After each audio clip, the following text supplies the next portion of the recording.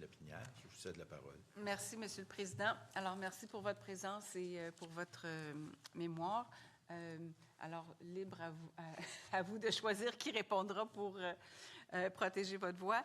Je vais commencer par la fin, en fait, la dernière des priorités que vous avez données à propos des perfusionnistes cliniques. Parce que vous proposez qu'ils bénéficient d'un encadrement professionnel et peut-être pas nécessairement qu'il y ait un ordre des perfusionnistes, mais peut-être qu'ils soient intégrés à un autre ordre. En tout cas, j'aimerais vous entendre là-dessus et peut-être nous dire dans quelle mesure ça permettrait d'attirer et de retenir plus de perfusionnistes qu'il y en a actuellement, s'il vous plaît. Oui. Actuellement, on a juste 70 perfusionnistes cliniques au Québec. Il en faudrait au minimum 90 pour assurer le programme opératoire en chirurgie cardiaque. Donc, on est vraiment déficitaire actuellement. L'objectif de notre recommandation, c'est vraiment de miser sur la valorisation de ce titre d'emploi-là pour être capable que ce soit une profession mieux reconnue, mieux encadrée et surtout pour compétitionner avec le reste du Canada parce que nos étudiants en perfusion au Québec quittent malheureusement vers d'autres provinces parce qu'il y a des conditions salariales beaucoup meilleures. Et le fait que ce soit en processus d'encadrement, ce qu'on demande, c'est que ça soit accéléré dans le but d'améliorer la valorisation de ce titre-là puis de favoriser, entre autres, une augmentation salariale et d'avoir de meilleures conditions pour être capable de garder les étudiants ici au Québec. Est-ce qu'on en perd beaucoup d'étudiants ou de diplômés chaque année? Juste l'année dernière, il y a eu 8 diplômés. Et sur les 8, il y en a la moitié qui ont quitté la province. Même s'ils avaient entamé des processus de bourse avec le gouvernement, avec le ministère de la Santé, les hôpitaux ontariens et dans le reste du Canada sont tellement agressifs qu'ils acceptent de rembourser ces montants-là qui ont été avancés. Donc, oui, on perd. Dans les 10 dernières années, on a perdu au moins la moitié des cohortes à chaque fois. OK, merci. Ça répond très bien à ma question. Je vais retourner au début parce que ça va être plus facile comme ça. Dans votre recommandation 1, à la page 8, où vous recommandez de prévoir, à la suite de l'article 49 du projet de loi, que la réglementation relative aux nouvelles activités infirmières permette leur réalisation dans toutes les situations cliniques compatibles avec la protection du public. Quand vous nous avez parlé de ça, je crois que c'est à ce moment-là que vous nous avez dit que les établissements de santé limitent la pratique de la prescription des infirmières. Il y en a été question aussi un peu dans l'échange avec le ministre. Mais selon vous, pourquoi c'est comme ça? Et puis, est-ce que le projet de loi va pouvoir, selon vous, régler cette situation-là pour que les infirmières puissent vraiment prescrire conformément à ce que le projet de loi veut leur donner? Oui. Bien, actuellement, il faut partir du point de départ qu'effectivement, c'est fait en fonction de la loi sur la santé publique. Là, le projet de loi veut ouvrir plus largement.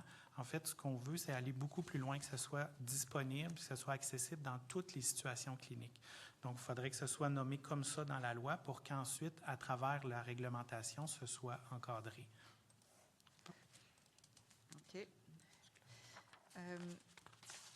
Maintenant, pour votre recommandation 4, encore là, vous recommandez d'ajouter un alinéa à l'article 33 de la Loi sur la gouvernance du système de santé et des services sociaux pour inclure les obligations de Santé Québec, parmi les obligations de Santé Québec, l'uniformisation des activités professionnelles d'un milieu clinique à l'autre afin qu'elle soit appliquée le plus largement possible. Cette obligation inclurait la prescription infirmière et son déploiement obligatoire dans l'ensemble des milieux applicables des établissements de Santé Québec. Alors, je comprends que c'est s'assurer que dans tous les établissements, les infirmières puissent pratiquer au maximum, mais est-ce qu'une infirmière, une fois qu'elle a ce droit-là, si elle change d'emploi, si elle change d'établissement ou de milieu de pratique, est-ce qu'elle garde son droit de prescrire ou bien si elle est à risque de le perdre actuellement? Je peux répondre à la question, là. Donc, cette possibilité-là d'élargir la prescription puis de l'appliquer à davantage d'infirmières nous permettrait de réduire les divergences, c'est qu'il y a on demande dans cette recommandation, il y a 2 niveaux, là. Il y a une uniformisation des pratiques professionnelles d'un milieu clinique à l'autre, parce qu'avec Santé Québec, là, on le constatait depuis plusieurs années, c'est que les pratiques sont vraiment différentes d'un milieu à l'autre, même si on parle, par exemple, des soins à domicile d'un établissement à l'autre, la pratique n'est pas la même. Donc, on regarde un établissement de Montérégie-Est, puis on regarde un établissement du Saguenay, les 2 infirmières ou infirmières auxiliaires ne font pas la même tâche en soins à domicile. Ils n'ont pas la possibilité de faire la même tâche. Et l'aspect, par exemple, infirmière pour la prescription, bien, si la détentrice du poste est en soins à domicile, elle n'a pas sa possibilité de prescrire, bien là, à ce moment-là, elle n'est pas allée la chercher ou elle n'a pas la possibilité de l'exercer dans son milieu, par exemple, au Saguenay. Elle est restreinte par son organisation du travail ou par les règles qu'on voit dans les établissements apparaître. À ce moment-là, ce qu'on souhaiterait, c'est que ça soit nommé plus clairement, que ça soit uniformisé partout. Donc, en soins à domicile, partout au Québec, l'infirmière soit en capacité de prescrire. Et ce qu'on vous demande ici, bien, c'est prescrire, oui, à plus grand nombre, mais prescrire aussi plus d'éléments, pas seulement des éléments de la santé publique, de la loi de la santé publique. Donc, on élargit aussi la portée de la prescription, mais aussi le nombre dont on souhaiterait qu'il soit plus accessible. D'accord, merci. Donc, autrement dit, que Santé Québec s'assure que c'est uniforme partout. Évidemment, le travail que les infirmières vont être appelées à faire va dépendre des besoins populationnels dans chaque établissement, mais qu'il n'y ait pas, si je comprends bien, un établissement où on interdit de faire ça, peu importe ce que dit la loi, et dans un autre qu'on favorise de faire. Oui, absolument. Mais il existe présentement des protocoles ou procédures, des directives de soins qu'on voit dans certains établissements. Puis c'est les directrices de soins qui sont en charge de ces types de protocoles ou de façons de fonctionner dans l'établissement. Et c'est une règle applicable selon les contextes de pratique. Mais ce qu'on s'aperçoit, c'est que c'est variable d'un endroit à l'autre.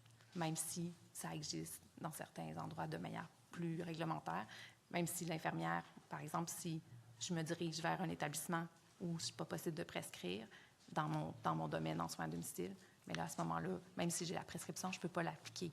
Même si je suis formée et habilitée pour le faire, puis je suis allée chercher mon droit de prescrire dans l'établissement, ça serait au bénéfice de l'établissement.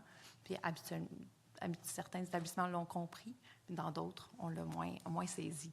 Fait qu'à ce moment-là, c'est vraiment cet élément-là qu'on souhaite. Merci.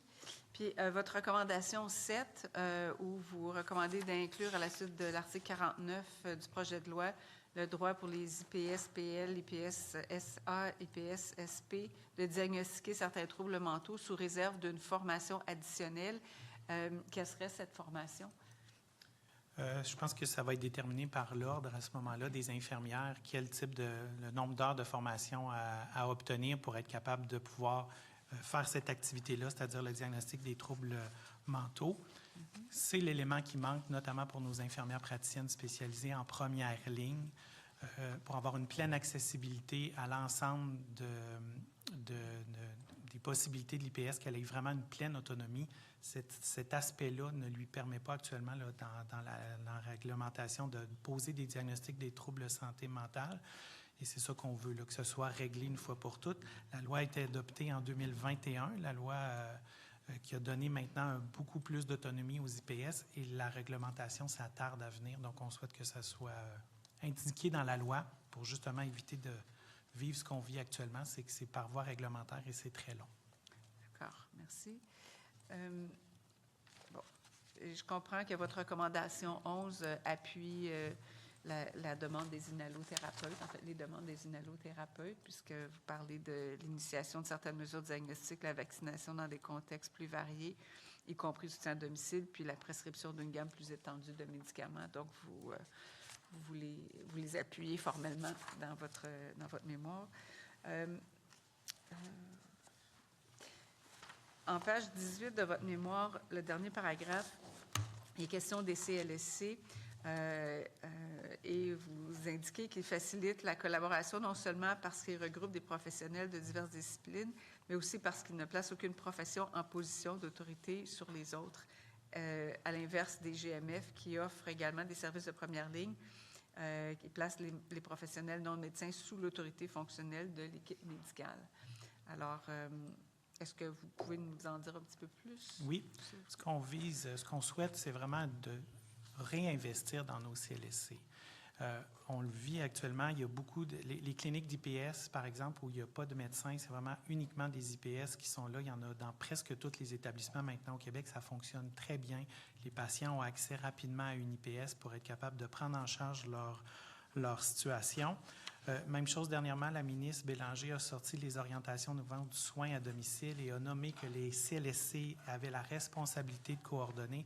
Donc, c'est une plaque tournante importante dans le réseau de la santé où est-ce que plusieurs professionnels travaillent en interdisciplinarité et on pense que c'est le bon modèle à suivre. Les GMF sont aussi présents dans l'environnement. On voit qu'il y a quand même certaines difficultés, notamment avec le droit d'inscrire des patients pour les IPS qui travaillent dans les GMF actuellement. C'est pour ça que pour nous, là, la vision CLSC, c'est vraiment ce qu'on souhaite mettre de l'avant le plus possible. Donc, dans les cliniques d'IPS, évidemment, les IPS peuvent inscrire des patients pour la prise en charge. Oui. Est-ce que dans les CLSC, elles peuvent aussi le faire? Présentement, non, je ne pense pas, parce qu'on a seulement eu la législation sur les cliniques IPS. OK, parfait.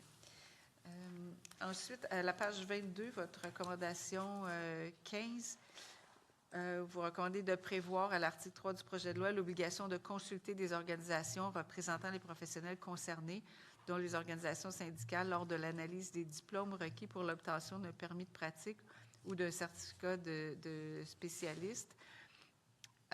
Est-ce que vous pourriez m'en dire un petit peu plus long sur cette recommandation-là? En fait, cet élément-là s'applique autant pour les ordres et l'Office des professions. Ce qu'on souhaite, c'est d'être consulté. On représente des professionnels en soins qui œuvrent directement sur le terrain au quotidien avec la clientèle et nous nomment au quotidien c'est quoi les défis et les éléments qu'ils souhaiteraient voir améliorer. Donc, c'est vraiment dans cette perspective-là de pouvoir collaborer d'une façon constructive. Le ministre le nommait tantôt. Des fois, on est positif, puis on regarde de l'avant, puis on trouve qu'il y a des bonnes choses qui se font. Fait que c'est vraiment dans cet objectif-là d'être capable de contribuer justement à l'avancement des professions qu'on représente. Mais est-ce qu'il est question de formation initiale ici? Pas spécifiquement. Des fois, par exemple, pour un petit peu plus tôt, là, il y avait, par exemple, les infirmières spécialisées avec la psychothérapie. Ces infirmières-là doivent aller chercher de la formation additionnelle. Ça peut aussi s'appliquer dans les formes de spécialité qu'il peut y avoir dans différentes catégories d'infirmières. OK. Et je pense que ça faisait le tour des questions que j'avais notées. Est-ce que... il reste 3 minutes, alors je ne sais pas s'il y a quelque chose que vous voudriez nous... Oui, je pourrais peut-être compléter sur votre dernière question sur la recommandation 15. C'est sûr que lors de l'analyse des diplômes requis pour l'obtention d'un permis de pratique ou d'un certificat spécialiste, de notre côté, la convention collective qu'on négocie contient des nomenclatures de titres d'emploi. Chaque nomenclature dans laquelle on a les permis de pratique. Donc, pour pouvoir obtenir un poste dans un établissement de santé, on a une série de critères, puis dans la nomenclature, la formation est inscrite. Donc, dans le cas où, dans ce cas-ci, il y aurait un nouveau certificat, un nouveau permis qui serait émis, bien, syndicalement, c'est essentiel pour nous, pour bien représenter les membres futurs qui obtiendraient cette formation-là et ce permis-là, de pouvoir être représentés à l'intérieur aussi des conditions de travail. Donc, c'est le mécanisme là, qu'on trouve important de se faire consulter à l'intérieur de ces changements-là afin de pouvoir placer ces permis-là donc, concrètement dans la convention collective. Parfait. Merci beaucoup. Merci. Merci, Mme la députée.